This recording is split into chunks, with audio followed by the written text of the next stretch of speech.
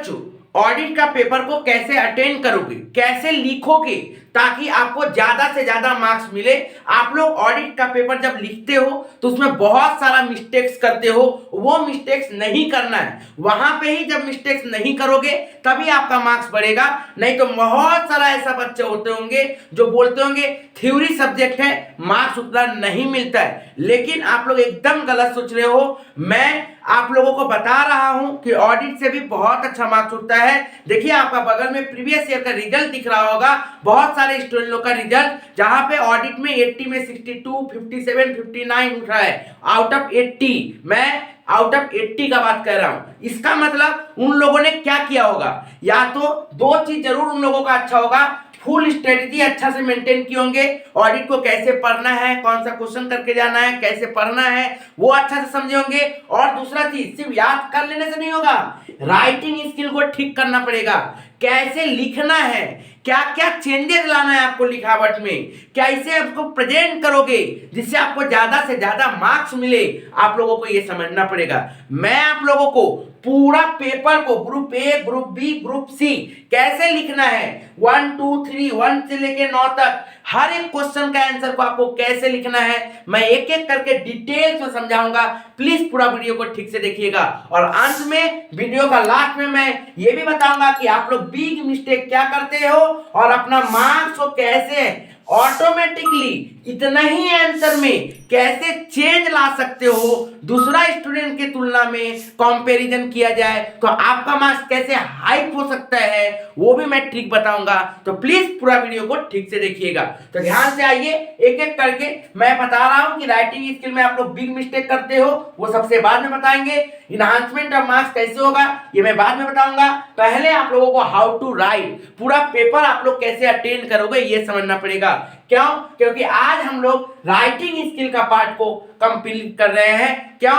क्योंकि ऑलरेडी मैंने पूरा स्ट्रेटजी बता दिया है ऑडिट का, ठीक है ना। जो बच्चा पूरा रेगुलर फॉलो करता है उनको सब कुछ पता है। मैंने फॉलो टॉप 5 बताया, ब्रह्मास्त्र दिया, निश्चय दिया, फॉलो प्लानिंग दिया है कैसे करना है। यदि आप लोगों ने नहीं देखा है डिस्क्रिप्शन बॉक्स में जाओ, ऑडिट का सजेशन का प्लेलिस्ट बना हुआ है, चेक करो, एक एक करके सब कुछ समझ में आ जाएगा। तो मैं इस पार्ट को ऑलरेडी कंप्लीट कर चुका हूं, आज मैं राइटिंग स्किल का पार्ट को कंप्लीट करता हूं। बहुत इंपॉर्टेंट है, पूरा वीडियो को ठीक से देखिएगा। तो सबसे पहले देखिए, आप लोगों को पता है ऑडिट 80 मार्क्स का जो पेपर रहेगा, ऑनर्स रहो या फिर जनरल रहो, 3 पार्ट में क्वेश्चन आपका बटा हुआ रहेगा, group A, group B and group C. ये 3 पार्ट में जब आपका क्वेश्चन बटा हुआ रहेगा तो आप लोगों का पहला पार्ट होता है 5 मार्क्स के 3 क्वेश्चन, दूसरा पार्ट होता है 10 मार्क्स के 5 क्वेश्चन, और सी होता है 15 मार्क्स के 1 क्वेश्चन, बस। ठीक है, टोटल 9 क्वेश्चन आप लोगों को अटेंड करना रहता है। अब देखिए, आप लोगों को पता होना चाहिए यहाँ पे जो 3 क्वेश्चन है वहां पे चैप्टर 1 से 2 क्वेश्चन रहेगा। ठीक है, चैप्टर 1 से कितना क्वेश्चन रहेगा, 2 क्वेश्चन रहेगा। अब चैप्टर 1 से 2 क्वेश्चन रहेगा मतलब 5 मार्क्स के 2 क्वेश्चन रहेगा।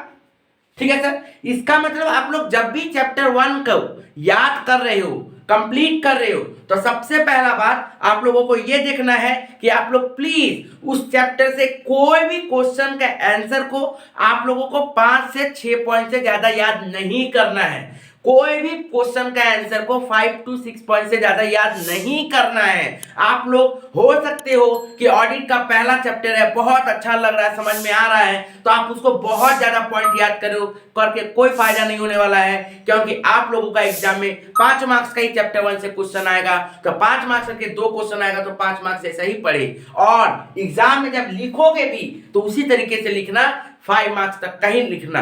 ठीक है, 5 मार्क्स तक का ही लिखना। लेकिन बच्चों लोग से गलती क्या होता है, जैसे मान लो कहीं पे क्वेश्चन में बोल दिया राइट शॉर्ट नोट या फिर इंपॉर्टेंस, तो प्लीज जिसके बारे में भी इंपॉर्टेंस बोला, जैसे मान लीजिए ऑडिट के बारे में ऑब्जेक्टिव पूछ रहा है, तो पहले बताइए कि ऑडिट का मीनिंग क्या होता है। उसके बाद आप बताइए कि उसमें से 5 ऑब्जेक्टिव क्या क्या है, 5 ऑब्जेक्टिव दीजिए। उसके बाद उसका कंक्लूजन दीजिए कि दीज आर द ऑब्जेक्टिव, जिससे हम लोग का ऑडिट करने में बहुत हेल्प होता है और ऑडिट जरूरी है।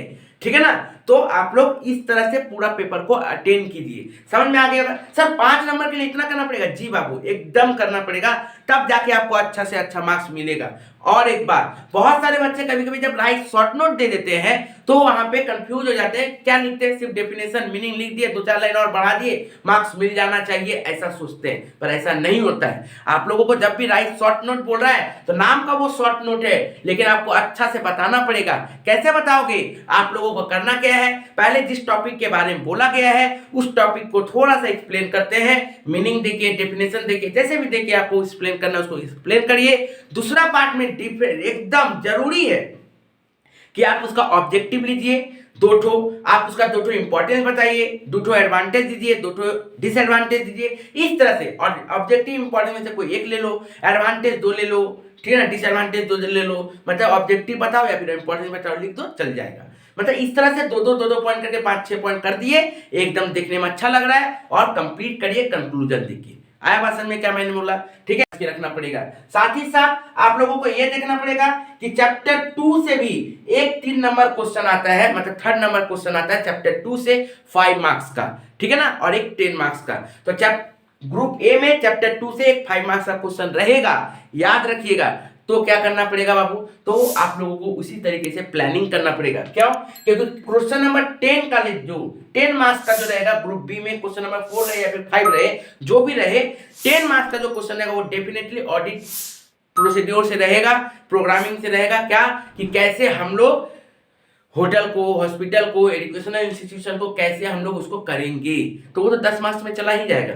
इसका मतलब अब आप लोगों को जो भी चाहिए 5 मार्क्स के लिए चाहिए, तो 5 मार्क्स के लिए चाहिए, इसका मतलब आप जो भी आंसर याद करोगे छोटा छोटा याद करोगे, 5-5 मार्क्स तक का याद करोगे, ताकि आप लोगों का समय कम लगे और आप लोग ज्यादा से ज्यादा क्वेश्चन याद कर पाओ। ऐसा नहीं कि सर इतना सारा कॉमन क्वेश्चन पढ़, इतना सारा पढ़े सर कॉमन नहीं आ रहा है, इसके में ही आपको ये सब देखना पड़ेगा कि पढ़ो, लेकिन लिमिटेड मार्क्स के हिसाब से पढ़ना शुरू करो, तब जाके आपका क्या होगा, कंप्लीट भी होगा और एग्जाम में पेपर भी अटेंड कर पाओगे। Next, vouching and verification, question number 5-6 में दे सकता है वाउचिंग वेरिफिकेशन से क्वेश्चन। यहां पे जब तो क्वेश्चन देता है ना बाबू, तो आप लोग कंफ्यूज हो जाते हो, देता ही है राइट शॉर्ट बोलता है ना, राइट बताओ कैसे वाउच करेंगे एनी टू, बचाओ कैसे वेरीफाई करेंगे एनी टू।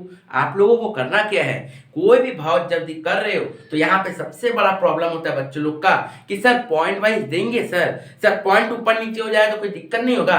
बाबू देखो, कोई ऑब्जेक्टिव फीचर्स यदि बता रहे हो, वहां पे यदि कोई पॉइंट ऊपर नीचे हो जा रहा है तो कोई प्रॉब्लम नहीं होता है, चलेगा। लेकिन यदि मान लो वाउचिंग कर रहे हो, वेरिफिकेशन कर रहे हो, तो वहां पे आप लोग जहां से पढ़ रहे हो, बुक में जो देख रहे हो, आपको उसी तरीके से मेंटेन करना पड़ेगा। और प्लीज अवॉइड करिए क्या, बुलेट पॉइंट को अवॉइड कीजिए। कोशिश कीजिए कि अंडरलाइन पॉइंट दे, हेडिंग पॉइंट दे, और उसके बाद अंदर में भी 4-5 लाइन लिखे। जहां पे आपको कुछ नहीं मिल रहा है, जब आपको दिख रहा है कि नहीं अच्छा का नहीं आंसर मिल रहा है, तब आप बुलेट पॉइंट दे के आंसर दे सकते हो। लेकिन आप लोग प्लीज कोशिश कीजिए हेडिंग देके अंदर पॉइंट लिखे, ताकि उसमें मार्क्स ज्यादा होता है, प्रेजेंटेशन भी अच्छा लगता है। बुलेट पॉइंट में लगता है कि क्या लिखे जा रहा है, एक बाय लाइन लिखते जा रहा है, तो बुलेट पॉइंट को अवॉइड किया कीजिएगा, नहीं है तो कुछ करने का नहीं है, ठीक है, ओके। तो वाउचिंग वेरिफिकेशन में स्टेप फॉलो करना है, लाइन फॉलो करना है। क्यों? क्योंकि पहले आपको एग्जिस्टेंस बताना पड़ेगा, फिर उसको आप चेक करोगे, फिर उसका आप देखोगे एप्लीकेबिलिटी सही किया है कि नहीं, तो वहां पे एक सीक्वेंस होता है, वो सीक्वेंस को आपको फॉलो ही करना पड़ेगा। नेक्स्ट, उसके बाद आता है सर इंटरनल कंट्रोल और ऑडिट रिपोर्ट का क्वेश्चन, ठीक है ना, 2 अलग अलग क्वेश्चन रहेगा इंटरनल कंट्रोल और ऑडिट रिपोर्ट से। वहां पे आप लोगों को जैसे बोला रहेगा, जितना क्वेश्चन पूछेगा आप लोग प्लीज उसको नहीं दीजिएगा, और याद रखिएगा खासकर क्या क्या होता है, कभी कभी यहाँ से कोई डिफरेंस वाला क्वेश्चन आ जाता है, तो याद रखिएगा डिफरेंस जब भी लिखिएगा तो आप लोगों को सब समय 3 कॉलम बनाना ही पड़ेगा, एक बेसिस का, उसके बाद जिस पॉइंट के बारे में बोला गया, जिस 2 के बारे में बोला गया, उसके बारे में डिफरेंस दीजिए। डिफरेंस में सब समय याद रखिएगा पहले डेफिनेशन रहना चाहिए, फीचर्स रहना चाहिए, ऑब्जेक्टिव्स रहना चाहिए, मीनिंग्स रहना चाहिए। ये सब मुख्य चीजें जो इंपॉर्टेंट चीज है, 4-5 तो पहले रहना चाहिए, उसके बाद उसको आप आगे बढ़ा सकते हो, ठीक है ना। तो आप लोगों को डिफरेंस भी ऐसा नहीं कि एक ही पॉइंट को आप 3 बार तोड़ के दिखा दिए और 3 तो पॉइंट दिखा दिए और आंसर मार्क्स मिल जाएगा, ऐसा नहीं होगा।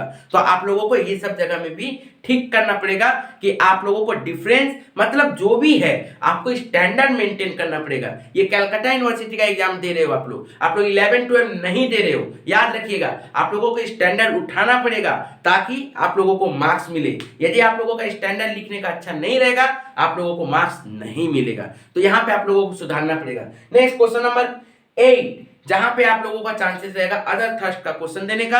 अदर थर्स्ट चैप्टर मतलब 7 से, वहां पे भी आप लोगों को राइट शॉर्ट नोट ही मैक्सिमम टाइम में क्वेश्चन मिल सकता है। वहां पे भी आप लोगों को वही करना है, पहले उसके बारे में बताना है जो भी और टॉपिक है, उसके बाद उसका ऑब्जेक्टिव दीजिए, उसके बाद उसका इंपॉर्टेंस दीजिए, ठीक है ना। उसके बाद लिमिटेशन यदि कुछ है उसका तो बताइए, फिर कंक्लूड करिए, इतना जरूर करिए तभी 5 मार्क्स मिलेगा बाबू। तो प्लीज यदि नहीं, अब लास्ट टाइम है, यदि आप लोगों से नहीं हो पा रहा तो कोई बात नहीं, जितना याद है उतना ही सही। लेकिन यदि आप लोग अच्छा स्टूडेंट हो जो सोच रहा है किसी तरह से पास हो जाए तब फिर उसको ज्यादा टेंशन लेने का दरकार नहीं, कोशिश करें जितना हो पाए वो मेरा बात को मानते हुए उतना कर ले।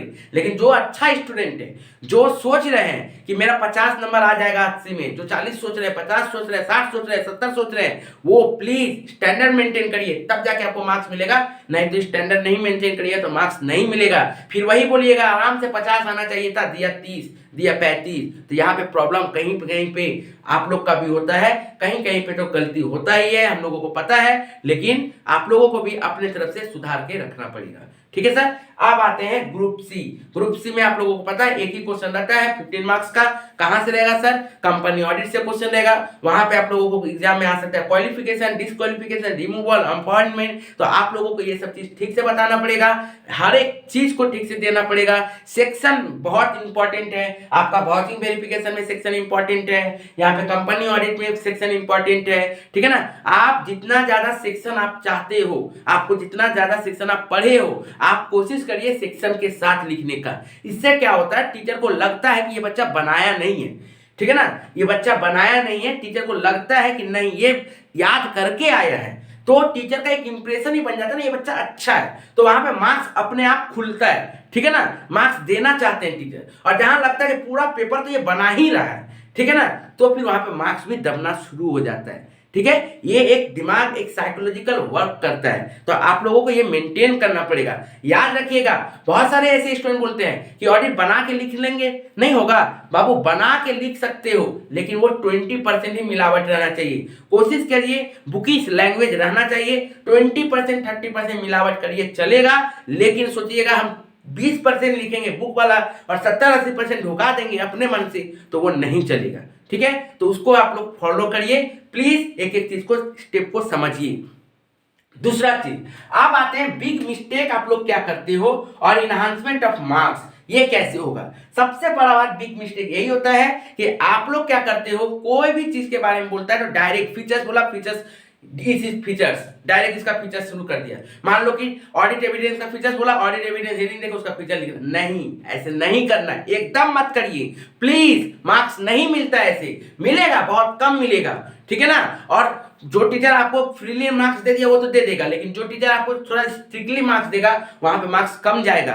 तो प्लीज ऐसा मत कीजिए, प्लीज बात को समझिए। आप लोगों को सबसे पहले कोई भी टॉपिक यदि दे रहा है तो सबसे पहले उसको मीनिंग दीजिए, डेफिनेशन दीजिए, थोड़ा सा एक्सप्लेन करिए, फिर उसके बारे में जो फीचर्स बोला तो फीचर्स दिखाओ, एक्सप्लेन करो।